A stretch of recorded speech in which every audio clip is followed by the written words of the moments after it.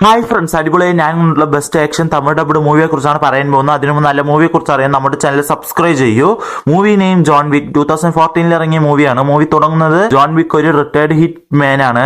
ഹീറോന്റെ wife cancer വന്ന് മരിച്ച് അവൾ ഹീറോന് ഒരു ഗിഫ്റ്റ് ആയി നായ്ക്കുട്ടിയെ പ്രസന്റ് ചെയ്തിട്ടുണ്ടാവും. എന്നാൽ ഹീറോയിന് ഇപ്പോൾ തുണയായി ഇരിക്കുന്നത് ആ നായ്ക്കുട്ടിയാണ്. എന്നാൽ ഒരു ദിവസം റഷ്യൻ ഗാങ്സ്റ്ററിന്റെ മകൻ വന്ന് ജോൺ വിക്കിന്റെ വീട്ടിനുള്ളിൽ കയറി അവനെ തല്ലി വൈഫ് പ്രസന്റ് ചെയ്ത നായ്ക്കുട്ടിയെ കൊല്ലുന്നു. അതേ സമയത്ത് ഹീറോന്റെ ഫേവറേറ്റ് ആയ കാറിനെ മോഷ്ടിച്ച് കൊണ്ടുപോകും. എന്നാൽ തന്റെ നായ്ക്കുട്ടിയെ കൊന്ന ഗാങ്സ്റ്ററിന്റെ മകനെ എങ്ങനെ റിവെഞ്ച് എടുക്കുന്നു എന്നാണ് മൂവിയുടെ സ്റ്റോറി. മറക്കാതെ കാണൂ, സൂപ്പർ ആക്ഷൻ മൂവിയാണ്.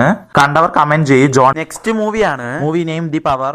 മൂവി തുടങ്ങുന്നത് നമ്മുടെ ഹീറോയിൻ നേഴ്സ് ട്രെയിനിങ്ങിന് ലണ്ടൻ ഹോസ്പിറ്റലിൽ നൈറ്റ് ഡ്യൂട്ടി ആയി വർക്ക് ചെയ്യാൻ വരുന്നു.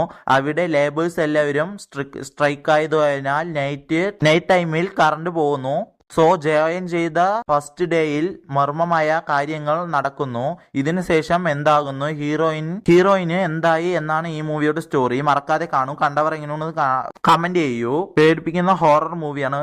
നെക്സ്റ്റ് മൂവിയാണ് ഇഗ്നൈറ്റ്. 2021 ഇറങ്ങിയ മൂവിയാണ്. മൂവി തുടങ്ങുന്നത് നമ്മുടെ ഹീറോയിന് സംസാരിക്കാനോ കേൾക്കാനോ കഴിയില്ല. അവൾ ഒരു ദിവസം വർക്കിന് പോയി കഴിഞ്ഞിട്ട് വീട്ടിലേക്ക് പോകുമ്പോൾ ഒരു സീരിയൽ കില്ലർ ഒരു പെൺകുട്ടിയെ കൊല്ലുന്നത് നമ്മുടെ ഹീറോയിൻ കാണുന്നു.